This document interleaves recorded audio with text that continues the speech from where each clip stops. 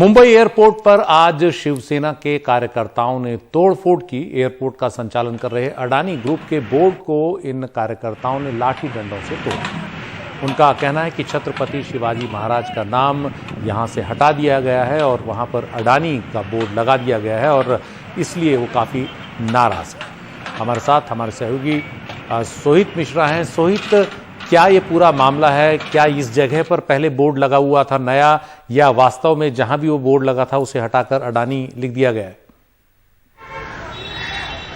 जी देखिए, आज सुबह संजय राउत ने भी इस पर बातचीत की है। उन्होंने भी बाइट में कहा है कि मुंबई एयरपोर्ट को छत्रपति शिवाजी महाराज इंटरनेशनल एयरपोर्ट के नाम से जाना जाता है और वहां पर अब अडानी एयरपोर्ट्स लिखा गया है, जिसका वो विरोध करते हैं। उनका कहना है कि छत्रपति शिवाजी महाराज को छोड़ किसी का भी नाम वहां पर नहीं लिखा जाना चाहिए। और ये बात आज उन्होंने सुबह कही और दोपहर को हम देखते हैं कि जो शिवसेना के कार्यकर्ता हैं वो पहुंच गए। ये दरअसल जो आप विजुअल्स देख रहे हैं ये एयरपोर्ट के अंदर के नहीं है, एयरपोर्ट के शुरुआत के हैं, जो वेस्टर्न एक्सप्रेस हाईवे से लगकर ही वहां पर मौजूद है। विले पार्ले का ये पूरा इलाका विले पार्ले के अंतर्गत आता है और वहां पर तोड़फोड़ शिवसेना के कार्यकर्ताओं की ओर से की गई है। वहां पर कई नारे भी लगाए गए हैं। दरअसल जुलाई महीने में ही अडानी को मुंबई एयरपोर्ट का संचालन सौंप दिया गया था। कई लोगों ने इसका विरोध किया था, लेकिन ये एयरपोर्ट अब अडानी के पास है और उसके बाद ये कहा जा रहा है कि वहां पर अडानी एयरपोर्ट के नाम से इस मुंबई एयरपोर्ट को जाने लगा, ना कि छत्रपति शिवाजी महाराज इंटरनेशनल एयरपोर्ट के नाम से। तो ये पूरा मामला है। शिवसेना ने इस मुद्दे को उठाया, जिसके बाद ये तोड़फोड़ की गई। बहरहाल अब पुलिस क्या कुछ कार्रवाई करती है, कितने लोगों को इस पर हिरासत पर लिया जाता है, इसकी जानकारी हम निकालने की जरूर कोशिश कर रहे हैं, लेकिन अब तक कोई जानकारी पुलिस की ओर से मिली नहीं है। लेकिन जरूर ये मुद्दा अभी एक बार फिर से सामने आ रहा है। कुछ दिन पहले आपको याद होगा कि एक बार ऐसे ही कहा जा रहा था कि जो मुंबई एयरपोर्ट है इसे अब गुजरात से संभाला जाएगा, लेकिन उससे भी एक मुद्दा बनाने की कोशिश की गई थी। लेकिन तब अडानी की ओर से, अडानी ग्रुप की ओर से एक बयान आया था। उन्होंने कहा कि ये यहीं से इसको मैनेज किया जाएगा और कोई भी इसे गुजरात की ओर लेकर नहीं जा रहा है। जिसके बाद अब ये दूसरा मुद्दा आ गया है। तो कहीं ना कहीं जो एयरपोर्ट अडानी ग्रुप के पास संचालन के लिए इसी महीने जुलाई महीने में दी गई है, उसे लेकर जो वाद विवाद का पूरा दौर है वो शुरू है। इनका कहना है, शिवसेना का कहना है कि एयरपोर्ट पर केवल छत्रपति शिवाजी महाराज का ही नाम होना चाहिए और किसी का नाम नहीं होना चाहिए। उनका यह भी कहना है कि वहां से छत्रपति शिवाजी महाराज अंतर्राष्ट्रीय एयरपोर्ट जहां पर लिखा गया था उसे भी हटाया गया। ये शिवसेना का आरोप है। हालांकि अब तक अडानी ग्रुप की ओर से इस पर कुछ बयान नहीं आया है, उसका भी इंतजार किया जाएगा। लेकिन जरूर शिवसेना के सांसद, वो भी संजय राउत जो हैं, वो सुबह बयान देते हैं, जिसके बाद दोपहर को शिवसेना के कार्यकर्ता वहां पर पहुंचते हैं और अडानी का जो साइन बोर्ड था एयरपोर्ट पर उसके साथ तोड़फोड़ की गई, जो आप तस्वीरों में देख सकते हैं। जी शुक्रिया सोहित इस पूरी जानकारी के लिए। उधर महाराष्ट्र के पूर्व गृह मंत्री और एनसीपी के नेता अनिल देशमुख और उनके बेटे ऋषिकेश ने फिर ईडी के सामने पेश होने में असमर्थता जताई है। उन्होंने कहा कि सुप्रीम कोर्ट में उनकी याचिका पर 3 अगस्त को यानी कल सुनवाई है। अनिल देशमुख का पत्र लेकर ईडी के सामने आज उनके वकील पेश हुए और उन्होंने ये दलील दी। उन्होंने कहा कि अनिल देशमुख दिल्ली में है।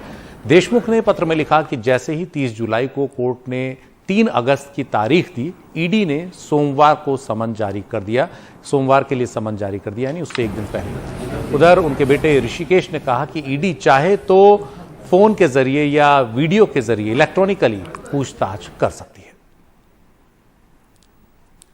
एग्जामिशन देने आए हैं। मैं आके बोलता हूँ आपके साथ में, आके बोलता हूँ। क्या ग्राउंड देंगे?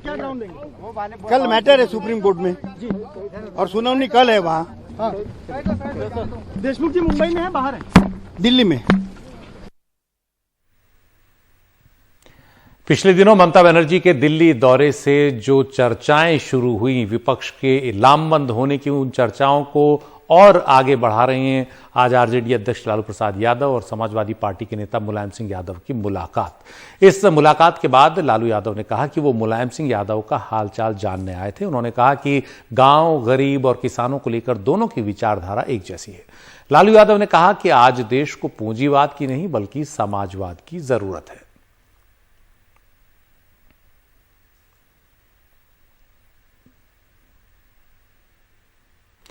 सीमा विवाद को लेकर असम और मिजोरम के बीच तनाव अब कम होने की उम्मीद बढ़ गई है। दोनों ही राज्यों के मुख्यमंत्रियों के ट्वीट इस बात का संकेत दे रहे हैं।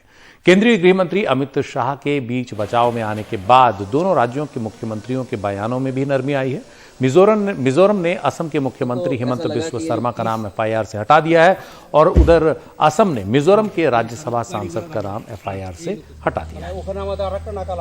और असम के मुख्यमंत्री हिमंत बिस्व शर्मा ने भी इस मामले पर ट्वीट किया। उन्होंने लिखा कि मैंने माननीय मुख्यमंत्री जोरमथांगा के मीडिया में दिए बयानों को देखा है, जिसमें उन्होंने सीमा विवाद को सौहार्दपूर्ण तरीके से सुलझाने की इच्छा जताई है। असम हमेशा उत्तर पूर्व की भावना को जीवित रखना चाहता है। हम अपनी सीमाओं पर शांति सुनिश्चित करने के लिए प्रतिबद्ध हैं। इसी सद्भावना भाव को आगे बढ़ाने के लिए मैंने मिजोरम के माननीय राज्यसभा सांसद के ललावेना के खिलाफ एफआईआर वापस लेने का निर्देश दिया है।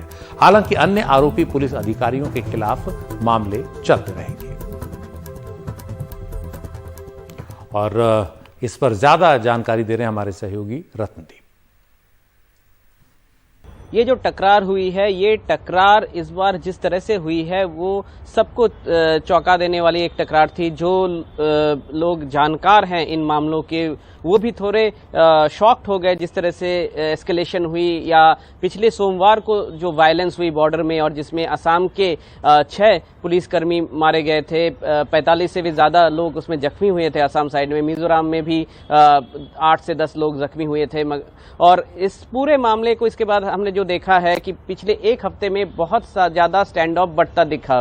घटना घटने के बाद जब असम ने एक ट्रैवल एडवाइजरी इशू किया अपने लोगों को कि आप अब इस वक्त मिजोरम नहीं जाएं। फिर मिजोरम से आने वाले गाड़ियों को मैंडेटरी चेक करने की बात कही गई इलीगल ड्रग्स के लिए। और इसके बाद हमने देखा कि असम ने इस केस में, इस मामले के ऊपर, इस घटना के ऊपर एक जो एफआईआर दर्ज किया था उसमें मिजोरम के राज्यसभा एमपी को घेरे में लेने की कोशिश की थी। और वहां मिजोरम के 6 जो वरिष्ठ अधिकारी हैं उनकी नाम थी इस एफआईआर में और उनको समन भी किया गया था। और मिजोरम ने भी असम के मुख्यमंत्री हिमंत बिस्व शर्मा को भी अपने मामले में, अपने जो एफआईआर है उसमें उनका नाम रखा था और उनके विरुद्ध अटेम्प्ट टू मर्डर चार्जेस भी लाए थे। और इसके साथ असम के 6 अधिकारियों के विरुद्ध समन भी इशू किया था। बट तो ऐसा दिख रहा था कि एक head to head standoff की तरफ ये मैटर अग्रसर कर रही थी। मगर कल से हमने देखा कि केंद्र सरकार ने फिर से पहल की। जो गृह मंत्री अमित शाह ने बात की दोनों मुख्यमंत्री के साथ और इसके बाद मिजोरम के मुख्यमंत्री ने ये कहा कि हम अब इसको डायलॉग के माध्यम से सुलझाने की कोशिश करेंगे। मिजोरम के वरिष्ठ अधिकारियों ने एनडीटीवी को कल ये खबर दी थी कि मिजोरम सरकार ने ये फैसला किया है कि जो असम के मुख्यमंत्री हैं हिमंत बिस्व शर्मा, उनका नाम इन्वेस्टिगेशन से ड्रॉप कर दिया जाएगा। मगर असम के बाकी अधिकारियों के विरुद्ध इन्वेस्टिगेशन चलता रहेगा, उनका एफआईआर चलता रहेगा। और अब हिमंत बिस्व शर्मा जो असम के मुख्यमंत्री है, उन्होंने एक गुडविल जेस्चर जो उन्होंने कहा है कि अब जो राज्यसभा एमपी हैं मिजोरम के, उनके विरुद्ध जो मामला है वो उसको वो परस्यू नहीं करेंगे। मगर मिजोरम के जो ऑफिशियल्स हैं जिनको असम सरकार ने समन किया है, उनके विरुद्ध मामला चलता रहेगा। तो एक तरह से दोनों ही तरफ से एक पॉजिटिव वाइब्स जिसे हम कह सकते हैं। मगर अब देखना पड़ेगा कि इसको किस तरह से आगे लेके जाएंगे, क्योंकि मिजोरम के मुख्यमंत्री क्वारंटीन है, वो एक कोविड पॉजिटिव पेशेंट के कांटेक्ट में थे, तो उनको पहले अपने क्वारंटीन से निकलना पड़ेगा और इसके बाद शायद इन दोनों मुख्यमंत्रियों के बीच फेस टू फेस कहीं पे एक बायलैटरल टॉक्स शुरू हो सकती हैं। मगर इससे भी सबसे बड़ी इंपॉर्टेंट बात है कि सेंटर ने कुछ स्टेप्स लिए हैं। सेंटर ने ये कहा है कि आसाम को कहा है कि जो मिजोरम जाने वाले रास्ते में जो गाड़ियां फंसी हुई हैं उनका आवाजाही शुरू करने की एक पहल सेंटर शुरू करेगी। इसके साथ ही जो डिस्प्यूटेड एरिया है बॉर्डर का, वहां पे अब सेंट्रल फोर्सेस हैं और सेंट्रल फोर्सेस ही उस जगह को मैन करेंगी।